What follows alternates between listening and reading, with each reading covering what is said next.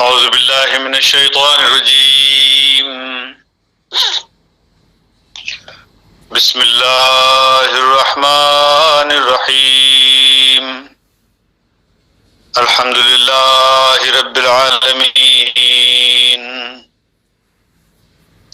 الرحمن الرحیم مالک یوم الدین ایاک نعبد و ایاک نستعین صدق اللہ العظیم۔ تعریف کے لائق وہی ذات ہے جو رب العالمین ہے۔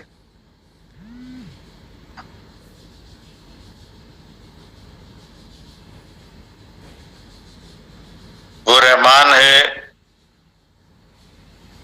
جو بلا بدل دیتا ہے، بلا طلب دیتا ہے، عطا کرنا ہی اس کا مقصد ہے۔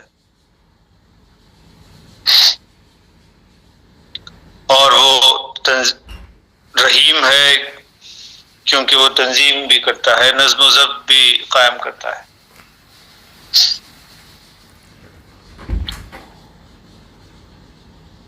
جو کچھ رحمانی تقاضے سے بلا بدل بلا طلب عطا کیا گیا ہے اس کی تنظیم کرتا ہے تاکہ یوٹیلائزیشن جو ہے وہ بالکل ٹھیک ہو سکے، ضائع نہ ہو،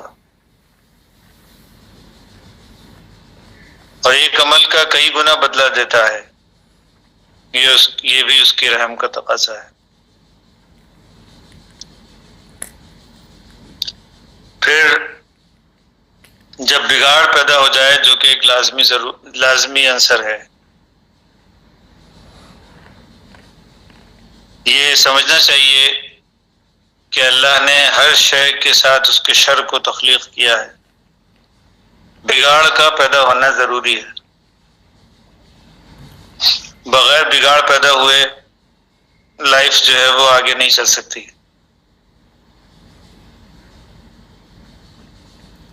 کچھ نہ کچھ ٹگ آف وار ہماری زندگی میں ہمیشہ رہنا چاہیے یا ہونا چاہیے۔ کعبہ میرے پیچھے ہے، کلیسا میرے آگے، ایمان مجھے روکے ہے تو کھینچے ہے مجھے کفر۔ یہ جو کھینچتان ہے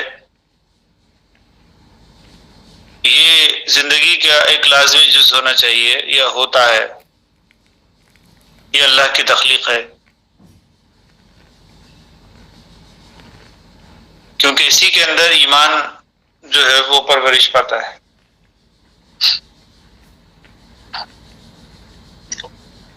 شر اور خیر یہ دونوں اللہ کی طرف سے ہے۔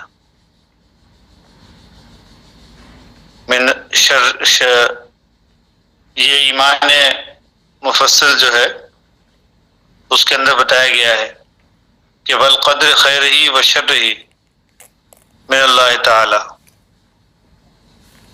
شر بھی اللہ کی طرف سے ہے اور خیر بھی اللہ کی طرف سے ہے۔ یہ دونوں ہماری لائف کے اندر پیرلل چلتی ہیں، اور ہر ایک کا اندازہ جو ہے وہ اللہ رب العالمین کے پاس ہے کہ شر کتنا ہونا چاہیے، خیر کتنا ہونا چاہیے۔ تو کوئی بھی زندگی میں جو ہے وہ اسموتھنس جس کو کہتے ہیں یہ لائف کا پارٹ نہیں ہے، بلکہ ایک جیسی صورتحال اگر ہو جائے تو وہ زندگی نہیں کہلاتی بلکہ موت کہلاتی ہے، کیونکہ اس کے اندر تبدیلیاں آنا بند ہو گئی، کیونکہ اس کے اندر ٹگ آف وار جو ہے وہ ختم ہو گیا۔ آپ اپنی باڈی کے اوپر بھی غور کریں، جسمانی نظام پر بھی غور کریں، یہاں ہمیشہ جو ہے وہ ایک ٹگ آف وار جاری ہے۔ انوائرمنٹ کے اندر بہت سارے بیکٹیریا، بہت سارے وائرس، بہت سارے فنگس جو ہے وہ بہت سارے موجود ہیں، کروڑوں کی تعداد کے اندر ہوا کے اندر تیر رہے ہیں، چیزوں کے اوپر موجود ہیں جو ہم روزانہ استعمال کرتے ہیں۔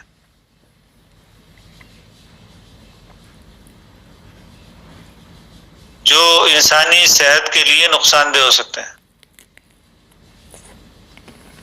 لیکن ایک لحاظ سے دیکھا جائے تو یہ انسانی صحت کے لیے فائدہ مند بھی ہوتے ہیں۔ وہ کس طرح کہ ہمارے اندر امیونٹی ڈیولپ کرنے میں ان کا بڑا کردار ہوتا ہے۔ یہ جو ویکسین لگائی جاتی ہے وہ بھی کمزور کچھ جراثیم اندر داخل کیے جاتے ہیں تاکہ امیونٹی ڈیولپ ہو۔ یہ جو امیونٹی ڈیولپ ہونا ہے یہ انسان کی وسعت میں اضافہ کرتا ہے۔ پھر کسی بھی قسم کا کوئی وائرس، کوئی بھی بیکٹیریا یا کوئی بھی ایسی چیز جس کی امیونٹی ڈیولپ ہو چکی ہو باڈی میں، وہ جب اٹیک کرتا ہے تو باڈی اس کے خلاف جو ہے وہ ریزسٹ کرتی ہے۔ یہ شر اور خیر اور شر کا جو ٹگ آف وار ہے یہ ہماری باڈی میں ہر لمحہ جاری ہے۔ کوئی لمحہ زندگی کا ایسا نہیں گزرتا جب یہ ٹگ آف وار نہ ہو رہی ہو ہماری باڈی میں۔ گویا یہ ہماری لائف ہے، اس کو پارٹ آف لائف کہنا بھی غلط ہے، یہ تو لائف ہے ہماری۔ ٹگ آف وار ہمارا لائف ہے، یہ کھینچا تانی ہماری لائف ہے۔ اگر یہ ٹگ آف وار ختم ہو گئی ہو کسی وقت تو سمجھ لینا چاہیے کہ آدمی جو ہے وہ مردہ ہو چکا ہے، مر گیا ہے، کیونکہ مرے ہوئے آدمی کے اندر یہ ٹگ آف وار نہیں ہوتی۔ زندگی کی دلیل ہے، جب جسمانیات میں ایسا ہے تو روحانیات میں کیوں ایسا نہیں ہوگا؟ روحانیات میں بھی ہمیں لائف کے اندر جو ہے وہ کبھی اپ کی صورت پیدا ہوگی، کبھی ڈاؤن کی صورت پیدا ہوگی۔ لائف میں بھی جو ہے وہ ٹگ آف وار جو ہے وہ جاری رہے گا۔ شیطان جو ہے وہ ہمیشہ ہمارے خیالات کے اندر خون کے قطرے کی طرح دوڑتا رہے گا ہر لمحہ، اور وہ ہمارے اندر وسوسے جو کہ بہت آہستگی سے انسانی خیالات کے اندر در آتے ہیں، وہ وسوسے ہمیشہ پیدا ہوتے رہیں گے۔ اسی کے اندر جو ہے وہ ایک زندگی ہے۔ روکنے والی قوت اگر موجود نہ ہو تو کام کرنے والی قوت جو ہے وہ اس کے اندر اس کا اضافہ نہیں ہوتا۔ روکنے والی قوت ہوگی تو کام کرنے والی قوت میں اضافہ ہوگا۔ تو یہ ایک ٹگ آف وار جو ہماری لائف کے اندر، ہماری روحانی زندگی کے اندر چلتا ہے، جہاں پہ شیطان جو ہے وہ وسوسے ڈالتا ہے اور مجسم ہو کر انسانوں کی شکل میں ہمارے سامنے آتا ہے۔ یہ لائف میں جو ہے وہ بہت ضروری چیز ہے، کیونکہ آدمیت کی شان اس وقت تک پیدا نہیں ہوتی کسی انسان میں جب تک ابلیسیت جو ہے وہ سامنے نہ آ جائے۔ آدم اور ابلیس کا یہ ٹگ آف وار ہر لمحہ ہمارے اندر جاری ہے، اور زندگی کی دلیل ہے۔ جب کبھی آدم جو ہے وہ کھڑا ہوگا تو ابلیس اس کے سامنے کھڑا ہونا ضروری ہے۔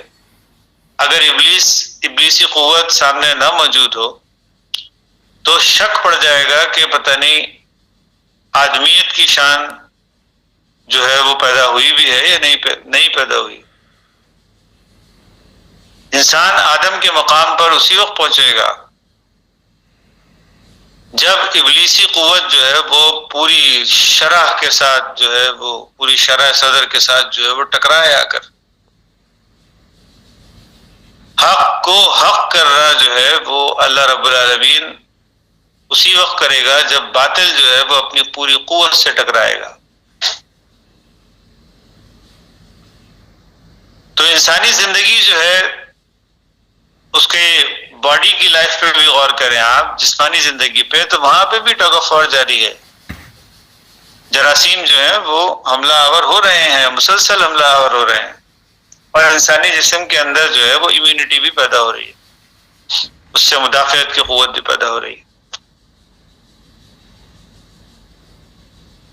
تو ایک انسان جو ہے اس کے اندر خدائی تعلق جو پیدا ہوتا ہے، اس کے لیے بھی ضروری ہے کہ شیطان جو ہے وہ اپنی پوری شرح صدر کے ساتھ ٹکرائے۔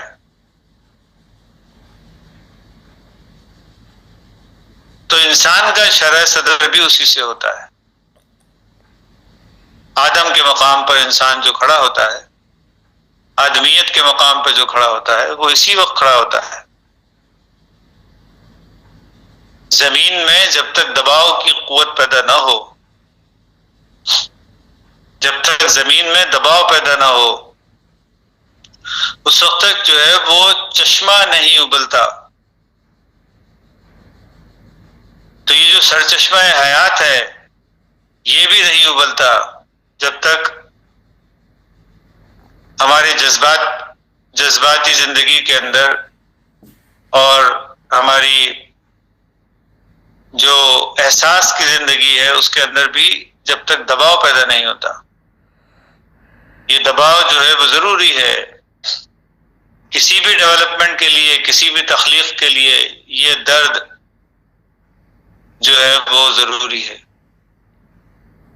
یہ تکلیف اور یہ درد جو ہے وہ جب تک نہ ہو اس وقت تک تخلیق کا عمل جو ہے وہ مکمل نہیں ہوتا۔ تو اللہ رب العالمین نے دنیا کے اندر نظام ایسا بنایا ہے کہ انسان جو ہے وہ اس درد سے، اس تکلیف سے جو ہے وہ لازمی گزرنا ہے۔ ہاں، اس کے اوپر قابو پانے کی صلاحیت بھی انسان کو ہی دی گئی ہے۔ یہ بھی ایک حقیقت ہے کہ اس پہ قابو پانے کی صلاحیت بھی انسان کے پاس موجود ہے۔ جیسے کہ نبی کریم صلی اللہ علیہ وسلم کی حدیث ہے، آپ نے جب فرمایا کہ شیطان جو ہے وہ خون کے قطرے کی طرح انسان کے اندر دوڑتا ہے، تو صحابہ نے کہا کہ کیا ہر انسان کے اندر؟ کہا ہر انسان کے اندر، آپ کے اندر بھی؟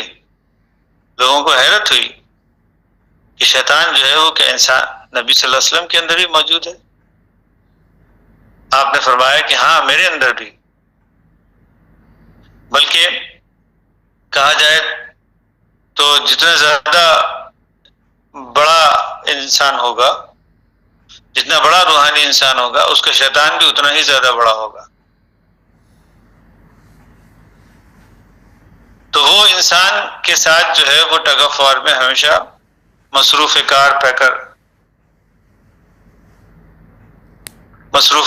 کار رہے گا ہمیشہ۔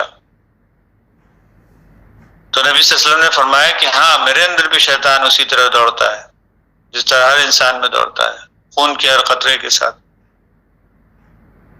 البتہ میں نے اسے مسلمان کر لیا ہے، میں نے اسے اپنا فرما بردار بنا لیا ہے، یعنی اس کو لگام پہنا دی ہے۔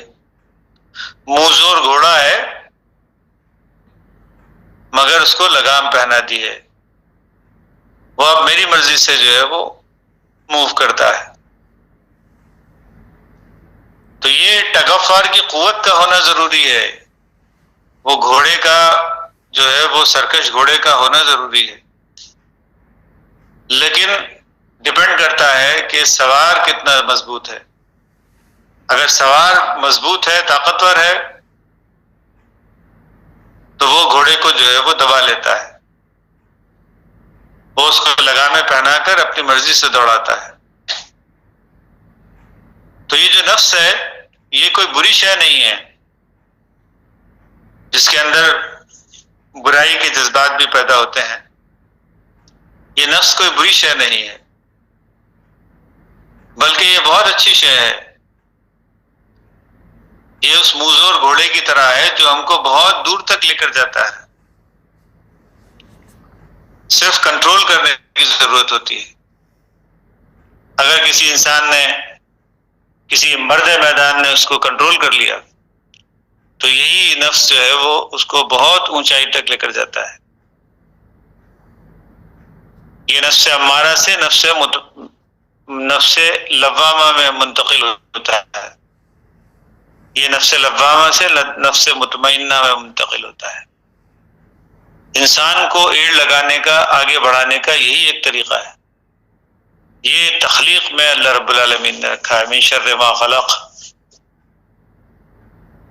یہ شر، برائی کی قوت، یہ شیطانی قوتیں، یہ انسانی زندگی کے اندر بہت زیادہ ضروری چیز ہیں،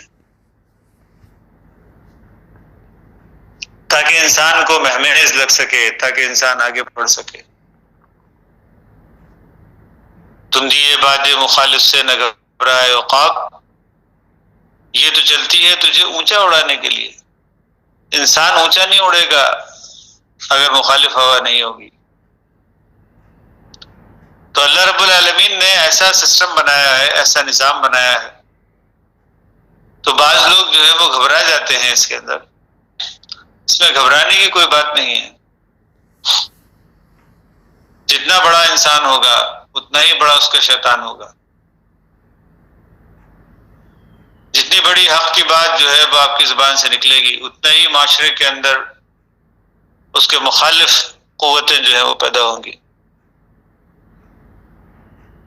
تو اللہ رب العالمین نے یہ نظام جو بنایا ہے، اس کو ذرا سمجھنے کی ضرورت ہے، اور اس سے گھبرانے کے بجائے اس سے فائدہ اٹھانے کی ضرورت ہے۔ تو قرآن حکیم کی کسی آیت کو جو ہے وہ ہم لیتے ہیں، ایک 5 منٹ اس پہ گفتگو کر کے ختم کریں گے۔ دیکھتے ہیں اللہ رب العالمین نے کیا مضمون آج کے دن ہمارے لیے رکھا ہے۔ رافع بھائی سے گزارش کرتے ہیں کہ قرآن حکیم کی کسی آیت کی تلاوت کریں، رینڈملی کسی بھی جگہ سے۔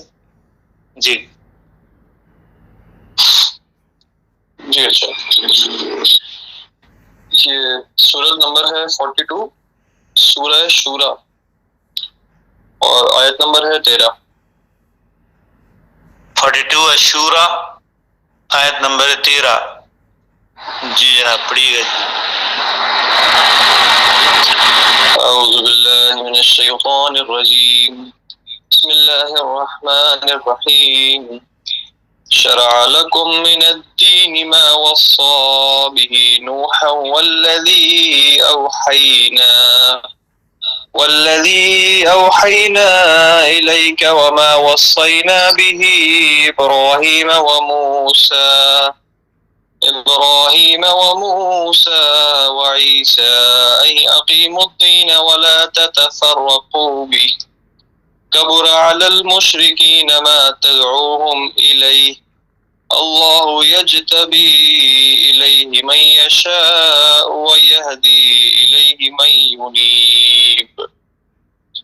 اللہ تعالیٰ نے تمہارے لیے وہی دین مقرر کر دیا ہے جس کے قائم کرنے کا اس نے نوح علیہ السلام کو حکم دیا تھا، اور جو بذریعہ وہی ہم نے تیری طرف بھیج دی ہے، اور جس کا تاکیدی حکم ہم نے ابراہیم اور موسیٰ اور عیسیٰ علیہ السلام کو دیا تھا کہ اس دین کو قائم رکھنا اور اس میں پھوٹ نہ ڈالنا۔ جس چیز کی طرف آپ انہیں بلا رہے ہیں وہ تو ان مشرکین پر گراں گزرتی ہے۔ اللہ تعالیٰ جسے چاہے اپنے برگزیدہ بناتا ہے، اور جو بھی اس کی طرف رجوع کرے وہ اس کی صحیح رہنمائی کرتا ہے۔ جی، اس کے اندر ایک بڑی حقیقت کو جو ہے وہ کھولا جا رہا ہے، اور یہ اللہ رب العالمین کا جامعیت کا کمال ہے جو اس نے نبی کریم صلی اللہ علیہ وسلم کے طفیل ہم کو دیا ہے، کہ دین جو ہے وہ جامع ہے۔ اس کے اندر نوح علیہ السلام کے پاس جو دین آیا تھا وہ بھی ہم اس کی تصدیق کرتے ہیں، مصدقا لما بین یدی، مصدقا لما بین یدی۔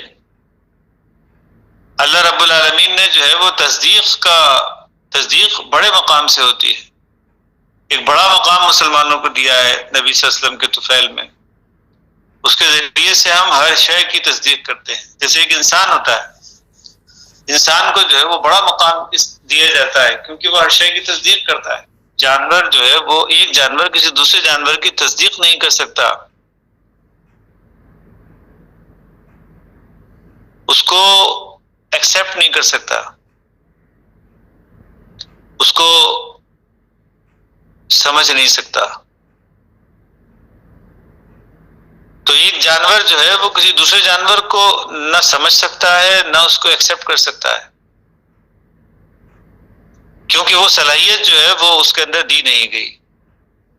ہر جانور اپنی انڈیویجولیٹی میں، اپنی انفرادیت میں اپنا کمال رکھتا ہے، لیکن کسی دوسرے جانور کو جو ہے وہ کبھی ایکسیپٹ نہیں کر سکتا، کیونکہ وہ جبلت، وہ فطرت اس کے اندر موجود ہی نہیں ہے. لیکن ایک انسان جو ہے وہ شیر کی جبلت بھی جانتا ہے اور بکری کی جبلت بھی جانتا ہے. وہ شیر کو بھی اپنے مقصد کے لیے استعمال کرتا ہے اور بکری کو بھی اپنے مقصد کے لیے استعمال کرتا ہے. یہ جامعیت کا مقام ہے، یہ یہ تصدیق کرنے والا مقام جو ہوتا ہے یہ بڑا مقام ہوتا ہے. تو جتنے بھی انبیاء کے گروہ گزرے ہیں اس سے پہلے، ان کے پاس جو ہے وہ یہ بات موجود ہے کہ انہوں نے تصدیق نہیں کی تھی کسی دوسرے وجود کی.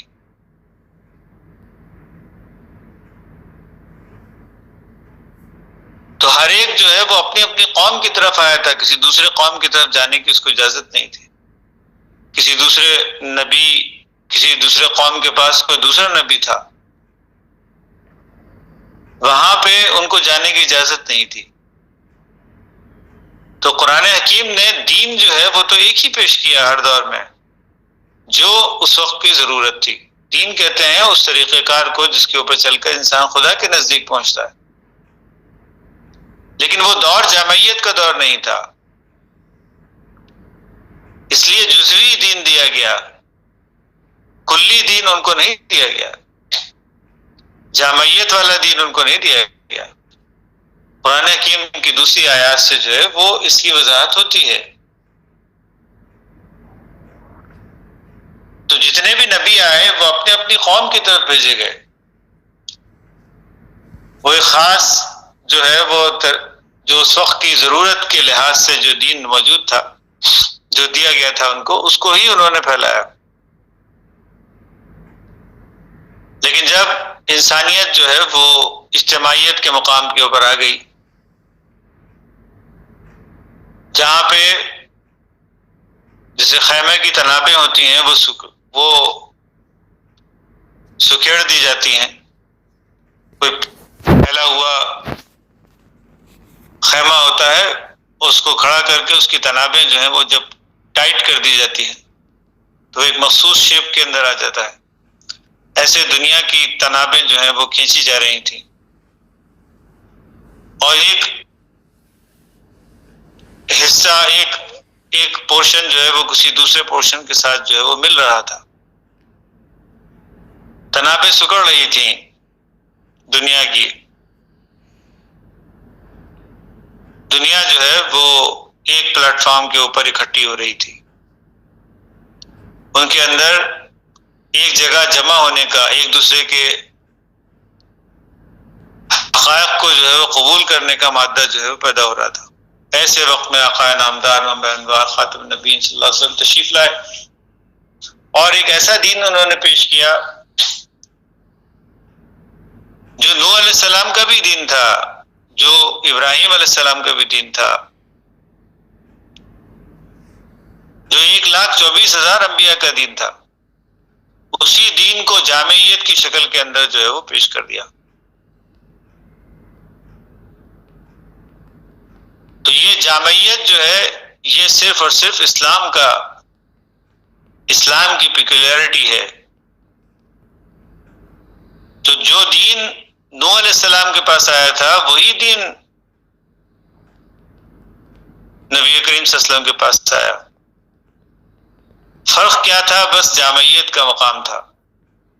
جو دین ابراہیم علیہ السلام کے پاس آیا وہی دین نبی صلی اللہ علیہ وسلم کے پاس تھا، نبی صلی اللہ علیہ وسلم کو دیا گیا.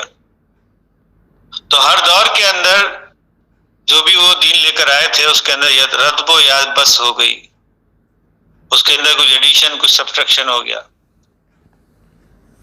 خواہشات کے مطابق انہوں نے اپنے دین کو جو ہے وہ بدل دیا. لیکن جب نبی صلی اللہ علیہ وسلم کے پاس یہ دین آیا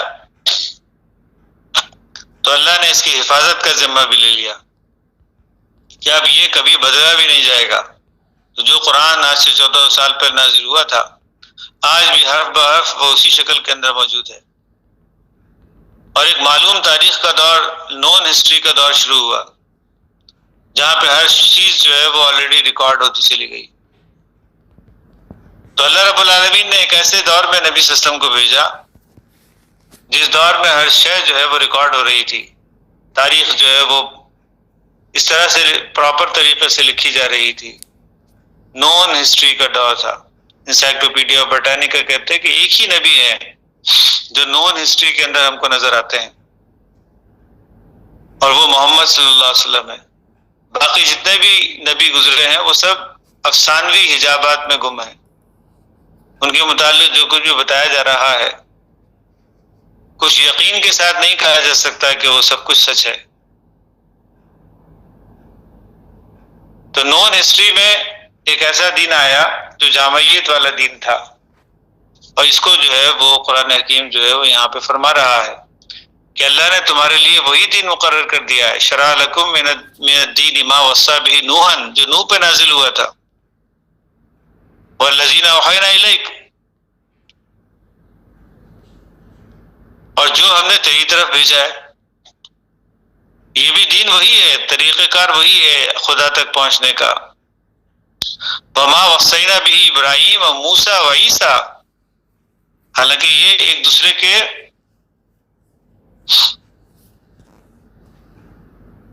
کسی میں کیا کمال ہے کسی میں کوئی دوسرا کمال ہے. عیسیٰ علیہ السلام جو ہے وہ نرمی ان کے پاس ہے، نرمی ہی نرمی ہے، معافی ہی معافی ہے. اور موسیٰ علیہ السلام کے پاس جلال ہے. وہاں جمال کا پہلو کم نظر آتا ہے، وہاں جلال کا پہلو زیادہ نظر آتا ہے. ہاتھ کے بدلے ہاتھ، دانت کے بدلے دانت، جان کے بدلے جان. موسیٰ علیہ السلام کی تعلیمات میں جو ہے وہ جلال ہے، عیسیٰ علیہ السلام کی تعلیمات میں جمال ہے. کوئی ایک تھپڑ مارے تو دوسرا گال بھی آگے کر دو. تو یہ بظاہر دیکھا جائے تو ایک دوسرے کے اپوزٹس ہیں لیکن وقت کی ضرورت کے لحاظ سے تھے. موسیٰ علیہ السلام کی قوم جو تھی اس کے اندر کریج نہیں تھا، اس میں کریج پیدا کرنا تھا تاکہ وہ لڑ سکیں. وہ غلامی کے اندر گرفتار قوم تھی، فرعون کی غلامی کے اندر سب اس کے قواعد جو ہے وہ دب چکے تھے. وہ صلاحیتیں اور وہ جو طاقتیں تھیں وہ دب چکی تھی فرعون کے غلامی کے اندر. موسیٰ علیہ السلام کو ایک ایسی شریعت دی گئی جہاں پہ اس قوم کے اندر جو ہے وہ ایک اٹھان پیدا کرنی تھی.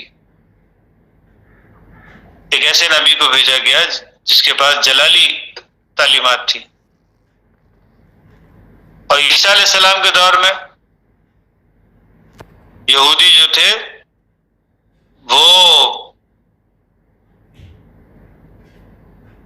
انتہائی گھاٹے جس کو کہتے ہیں نا وہ ہو چکے تھے. انہوں نے اپنے کچھ ایسے سخت قسم کے قوانین بنا رکھے تھے جو اللہ نے نازل نہیں کیے تھے ان کے اوپر. یہ وجہ ہے کہ انہوں نے عیسیٰ علیہ السلام جیسی شخصیت کو جو انتہائی نرمی والی شخصیت تھی اس کو بھی صلیب تک پہنچا دیا. تو اتنے زیادہ ظالم اور اتنے زیادہ جابر قسم کے لوگ تھے وہ. ایسے قوم کے اوپر جو ہے وہ جب نبی صلی اللہ علیہ وسلم نے جب عیسیٰ علیہ السلام نے ان کے سامنے پیش کیا تو انتہائی نرمی کی تعلیمات پیش کی. تو وقت کے لحاظ سے، ضرورت کے لحاظ سے تعلیمات آئی ہیں. وقت اور ضرورت کے لحاظ سے دین جو ہے وہ نافذ کیا گیا ہے. لیکن جب نبی صلی اللہ علیہ وسلم کا دور آیا تو اس دین کا جو ہے وہ تکملہ ہو گیا، یعنی مکمل ہو گیا. الیوم اکملت لکم دینکم واتممت علیکم نعمتی، اس سے پہلے جتنے بھی نعمتیں آتی رہی ان سب کا اتمام جو ہے، ان سب کا تکملہ جو ہے، وہ ان سب کی جامعیت جو ہے وہ اس اسلام کے اندر جو ہے وہ پیش کر دی گئی، یہ اللہ رب العالمین کی طرف سے۔ لیکن دین تو وہی ہے، خدا تک پہنچنے کا راستہ جو ہے وہ اس دور کے اندر جو ہو سکتا تھا وہ پیش کیا گیا ہے۔ موسیٰ علیہ السلام کے دور میں جو خدا تک پہنچنے کا راستہ تھا وہ اس وقت پیش کیا گیا تھا، وہ تعلیمات وہاں پیش کی گئی تھی، وہ بھی اللہ ہی کا دین تھا۔ اور یہ جو جامعیت کی شکل میں پیش کیا گیا ہے یہ بھی اللہ ہی کا دین ہے۔ اب آئندہ آنے والے ہر دور کے لیے ایسے جامعیت والا دین ہی کام آئے گا۔ اب موسیٰ کی شریعت کام نہیں آئے گی، نہ عیسیٰ کی شریعت کام آئے گی علیہ السلام۔ تو یہاں پر جو ہے وہ کہا جا رہا ہے ان اقیموا الدین ولا تتفرقوا، اس دین کو جو ہے وہ قائم رکھنا ہے، اس میں پھوٹ نہیں ڈالنا ہے۔ کبر علی المشرکین ما تدعوہم الیہ،